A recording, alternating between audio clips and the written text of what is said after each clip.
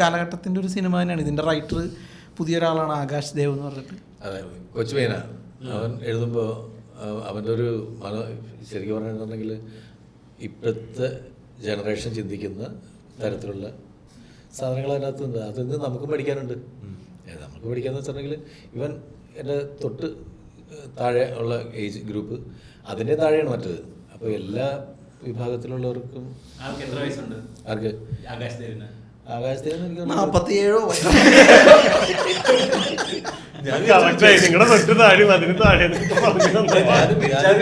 ഞാനൊരു ജെൻസി ഇല്ല, അവന് 20 സംതിങ് 20+ അത്രേ ഉള്ളൂ. അത് ശരിക്കും മനഃപൂർവ്വമായ ചോയ്സ് ആയിരുന്നു, അതായത് ഇപ്പോഴത്തെ ട്രെൻഡിനോട് അത് അങ്ങനെയല്ല. അദ്ദേഹം കൊണ്ടുവന്ന സംഭവം അദ്ദേഹം മാത്രമല്ല, അദ്ദേഹത്തിൻ്റെ കൂടെ കുറേ സുഹൃത്തുക്കളുണ്ട്, ഒരു ബെൽറ്റ് ഉണ്ട്. ഇവർ ഒരു 5-6 പേരടങ്ങുന്ന ഒരു ടീമുണ്ട്. എല്ലാം ഇടുക്കിക്കാരാണ്. എല്ലാം നല്ല കക്ഷികളാണ്. ഒരു ഫ്രണ്ട് സർക്കിൾ ഉണ്ടാവില്ല. ഇപ്പം ഞങ്ങൾ മാവേലി കൊമ്പത്തൊക്കെ ചെയ്ത സമയത്ത് ദിലീപ്, ആദർശ, സലീം കുമാർ, അരിശ്രീ അശോകൻ ചേട്ടൻ, കലാഭവൻ മണി, കോട്ടയം നസീർ എന്നൊക്കെ പറഞ്ഞ പോലെ ഒരു ടീം, പവർ ടീം. അങ്ങനത്തെ ഒരു ടീം അവരുടെ കൂടെ ഉണ്ട്. അവരെല്ലാവരും കൂടി അവരുടെ കാഴ്ചപ്പാട് എല്ലാവർക്കും മനസ്സിൽ സിനിമയാണ്.